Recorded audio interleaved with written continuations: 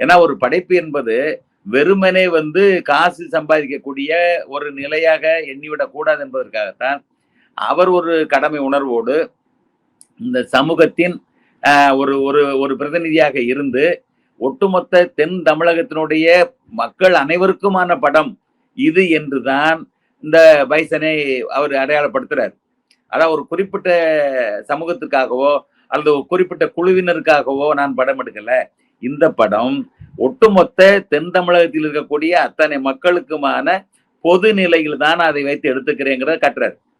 ஏன்னா கபடி என்பது ஒரு விளையாட்டு. அந்த விளையாட்டு சார்ந்து அந்த மண்ணின் மக்களிடத்துல எப்படிப்பட்ட வேகமும் முரண்பாடுகளும் இருந்தன.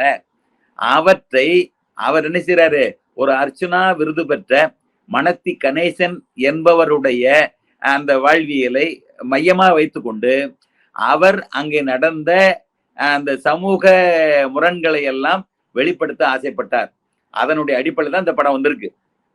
எனவே மாரி செல்வராஜை முந்தைய படங்களில் புரிந்து கொண்டவர்கள் இந்த ஒரு காட்சியிலே, அதாவது அமீரினுடைய அந்த தோற்ற காட்சியிலேயே அவர் என்னது பசுபதி பாண்டியன் போன்று தாடி வைத்திருப்பதோ அல்லது பசுபதி பாண்டியன் போல கருப்பு துண்டை போட்டிருப்பதோ அது மாதிரியான ஒரு சின்ன ஊடுகாட்சியிலேயே அவர்கள் பல கற்பிதங்களுக்கு ஆளாகிறார்கள்.